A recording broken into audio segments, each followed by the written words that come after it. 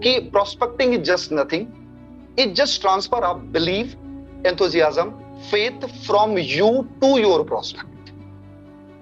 आपके अंदर जो विश्वास चल रहा है, आपके अंदर जो बिलीव है, जो आपके अंदर फेथ है इस सिस्टम को लेकर के, उसी को ट्रांसफर कर देना, बस इतनी है प्रोस्पेक्टिंग यार। और इससे ज्यादा कुछ है नहीं है।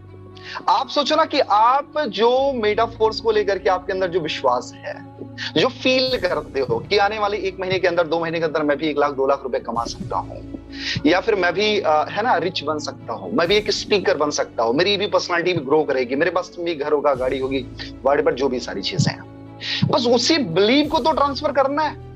एंड सारी चीज जो आपके पास में वेपन की तरह काम करेंगे, टूल्स की तरह काम करते हैं। जब भी आप प्रोस्पेक्टिंग करने जाओ तो सबसे इंपॉर्टेंट चीज है, जब इस बिजनेस में आप आते हो तो पहले अपनी लिस्ट बनाना है। लिस्ट बिल्डिंग प्रोसेस में 1 बाय 1 स्टेप में चलूंगा।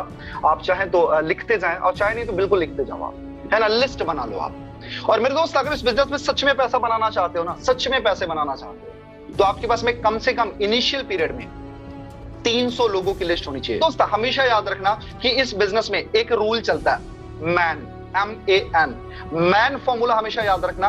अगर आप थोड़ा सा जब अल्फा बनोगे, थोड़ा प्रोफेशनल बनोगे, तो धीरे धीरे सारी चीजें सीखोगे। मैन फॉर्मूला कैसे वर्क करता है? मैन का मतलब होता है M से मनी, A से अथॉरिटी, N से need. Money, authority, need, money, authority, need, money, authority, need, money. उस इंसान को थोड़ा सा आप चेक कर सकते हो यार, उसके लाइफ में मनी की इंपॉर्टेंस कितनी है। अथॉरिटी, भैया चाचा से मामा से पूछ के बताएंगे ये वो वाले कैटेगरी का या डिसीजन मेकर है।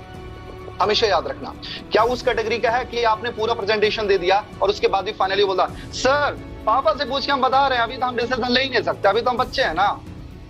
तो ठीक है, काम कर भाई, तू पहले अपने पापा से पूछ लियो फिर मेरे पास में, ठीक है, भैया से पूछ के हम बताएं।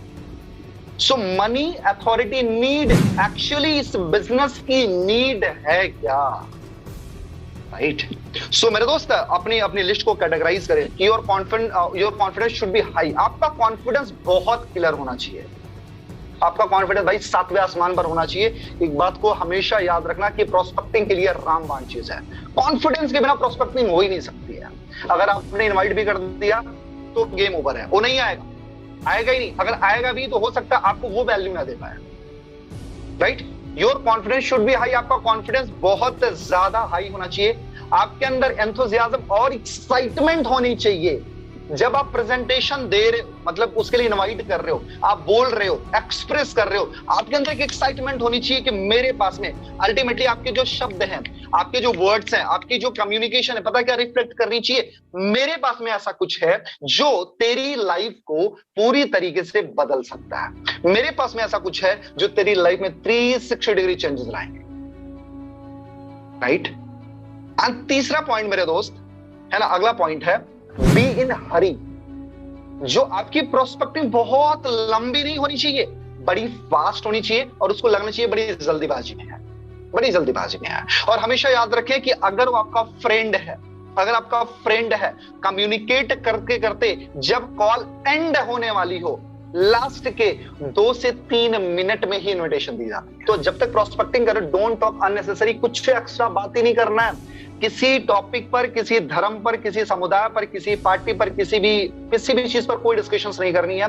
हमारा काम सिर्फ उससे रिलेशन बनाना ही है। एक चीज हमेशा याद रखना, किसी भी चीज में अगर आप पढ़े तो हो सकता है वो बहस आप जीत जाओगे, लेकिन अपने प्रोस्पेक्ट को आप हार जाओगे। बहस जीत जाओगे आप, लेकिन अपने प्रोस्पेक्ट को हार जाओगे। अल्टीमेटली हमको बहस नहीं जीतनी है, हमको अपने प्रोस्पेक्ट को जीतना है।